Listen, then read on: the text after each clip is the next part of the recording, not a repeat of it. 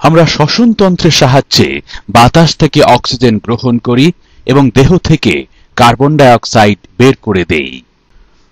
আমাদের শ্বসনতন্ত্রের প্রধান অঙ্গ হল দুটি ফুসফুস, যা বক্ষ গহ্বরে অবস্থিত। আমাদের প্রশ্বাস গ্রহণের সময় বাতাস নাক দিয়ে প্রবেশ করে।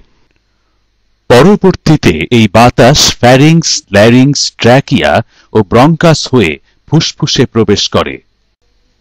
ব্রঙ্কাস ফুসফুসে প্রবেশের পর ব্রঙ্কিউল ও এলভিওলার নালীতে বিভক্ত হয়ে এলভিওলার থলিতে শেষ হয়। এলভিওলার থলির এক একটি গোলাকার অংশকে এলভিওলাস বলে। প্রতিটি এলভিওলাস সূক্ষ্ম কৈশিক জালক দ্বারা আবৃত থাকে। এখানেই অক্সিজেন ও কার্বন ডাই অক্সাইডের বিনিময় ঘটে। ফুসফুসের নিম্নে বক্ষ ও উদরকে বিভক্তকারী একটি পর্দা রয়েছে, যার নাম ডায়াফ্রাম। এই ডায়াফ্রাম আমাদের প্রশ্বাস গ্রহণ ও নিঃশ্বাস ত্যাগে সাহায্য করে।